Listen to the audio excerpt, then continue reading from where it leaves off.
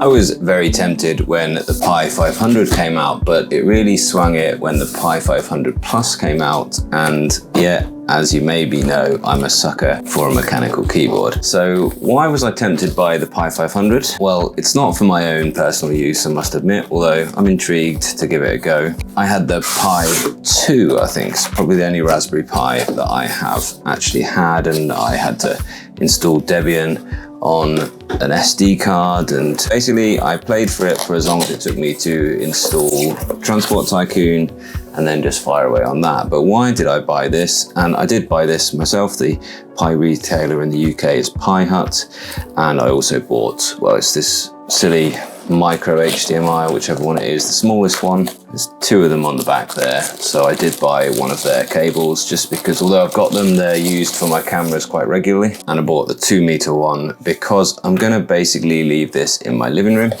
I bought its own power supply as well, even though I'm curious as whether it'll just run off ordinary power delivery. One would imagine that it would, but you never know. But again, this can just stay with it in the living room now. And it is interesting that they do give you a little something for prying the top off and a keycap puller. Because as I said, the thing that actually persuaded me to get this in the end was the mechanical keyboard. It does have these Gateron switches up. Very clicky indeed. Certainly not a silent set of switches there. And I've had a little bit of a conundrum because I keep discussing with my wife, I'm worried that my children won't grow up to be good users of computers. And that's because, well, all they really know about computing so far has been just doing their homeworks that they get, which they do on their Android tablets, and they're very lucky that they've got full Android tablets that they can use to log on to apps and websites that their homework is set on. But you know, it's just not the same as using an actual desktop PC. And okay, this is not a powerful desktop PC, but it is a desktop interface that they'll need to get to know, and that actually, should they get enthusiastic about this, should they enjoy computing on it, they can really take it as far as they want to take it. That's really, really nice. I do think it is a bit much, honestly, that yeah, the Pi 500 is $100 and this one, the Pi 500 Plus, is $200, but you are getting a little bit more. You're getting here 16 gigabytes of DDR4 RAM. Both the Pi 500 and the Pi 500 Plus are really just a Pi 5 at heart.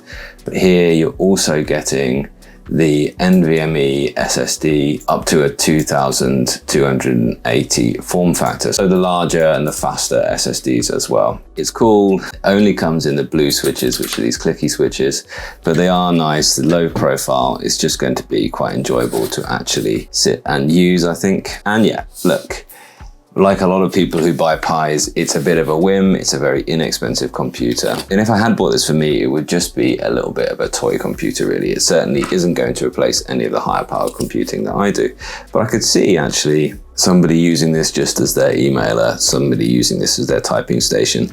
I could see somebody setting this up maybe with an e-ink monitor. So maybe we'll give that a go at some point. Let's fire it up. And I did buy this, by the way. I wasn't sent this by Raspberry Pi, although I'd love to work with Raspberry Pi in the future if anybody from Raspberry Pi is watching. I also bought a carbon removal credit as well, just so I could smell my own farts, really. As that was offered for like £3 extra, I thought a bit rude not to, really. I'm gonna use my next dock. Obviously I don't need the keyboard. Let's see if it will actually just take power straight from the power delivery. Seems that way. That's a 20-watt power delivery going into it there. It's a very low power computer, Raspberry Pi. 6 watts is your sort of average power draw that you're going to get from it. Silly tiny little HDMI. I just think there was room for a real one. It's nice the way it responded when it had that plugged in, wasn't it? I don't know if you saw that. I think the LED lighting behind the keyboard will appeal to my young people. And I will probably leave PiOS just installed on here and not really worry too much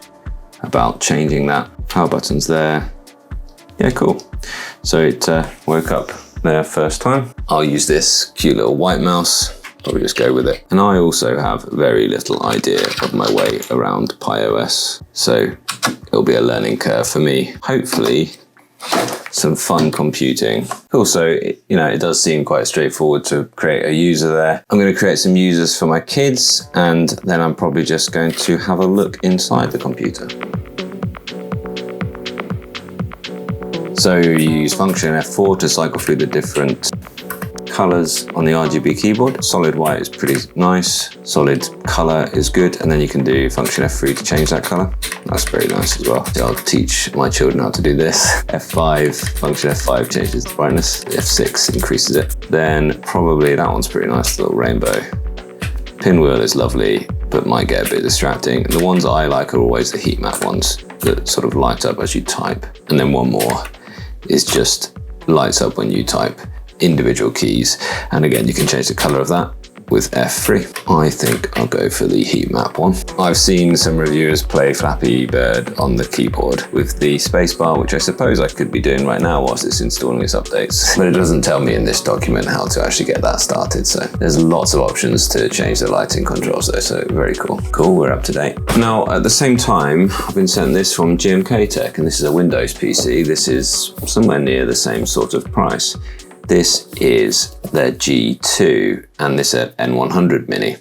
So actually what might be quite interesting to me is which computer will they get along with best? Either the Windows machine or the Linux machine. Let's find out. It looks like it's got LibreOffice already, and this is what I want them to use.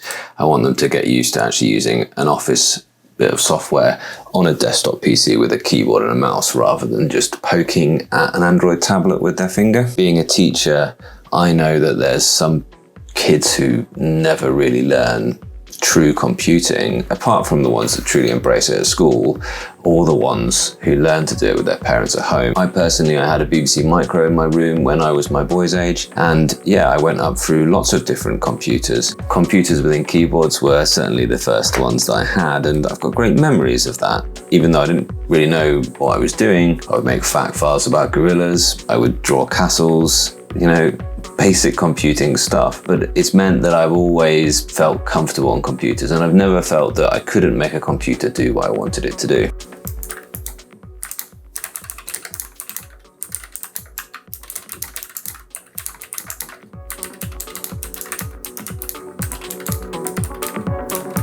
I'm not sure what they're going to be interested in doing, whether they sort of learn to code through Scratch. That might be interesting. They'll learn to play these little games. Why not? Little games that exist on there. That was what we did as kids, wasn't it? Played pinball.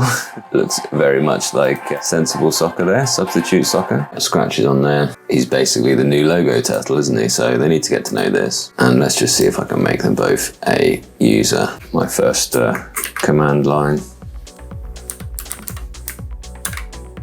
So it did say that actually the power supply wasn't capable of running at 5 amps, so some peripheries might not work. So that is interesting. I suppose I will be using it with its full power supply. Let's have a look inside. And yeah, I managed to navigate the command line to set up a couple of users. I'm sure they will enjoy customizing their desktop and stuff like that.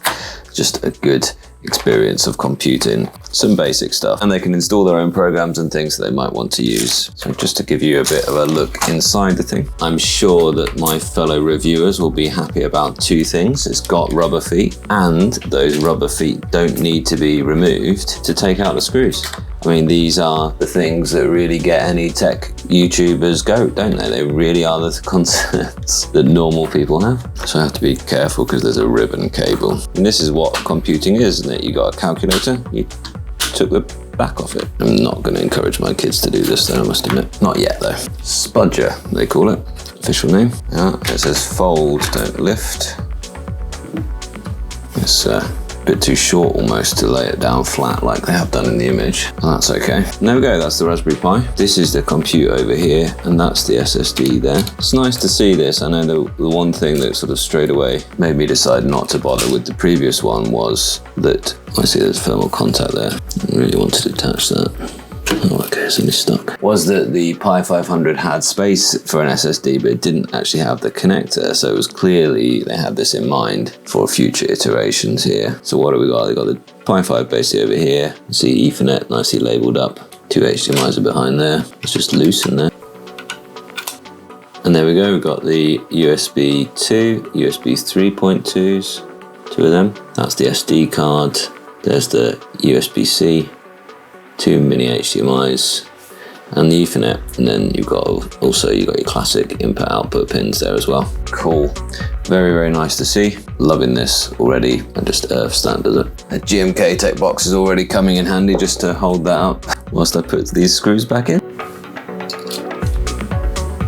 Fold the top of the keyboard back onto the bottom and click it back into place. And the little NVMe port is an important one because that actually is opportunity for further expansion. And Jeff Geerling's video, which was actually the video that I saw that might as well get one of these now. He went ahead and attached a full-size desktop GPU into that by adding a little NVMe to Oculent cable. So there's lots of room for expansion here, although, okay, it's not going to become your powerful gaming machine. It isn't here as a powerful computer for me, but it's just all about having fun with computers. And well, I'm going to let them really get to know this before I let them know they've also got a Windows PC to play with. I think once they get their head around what they might want to do with computers and come up with something for themselves, then I think that I'll be onto a winner here. I think it's a very nice machine. I really am pleased with this thing. The spudges left a little bit of damage in this quite soft plastic, but that's not the end of the world. Just be aware if you go spudging that that might be the case.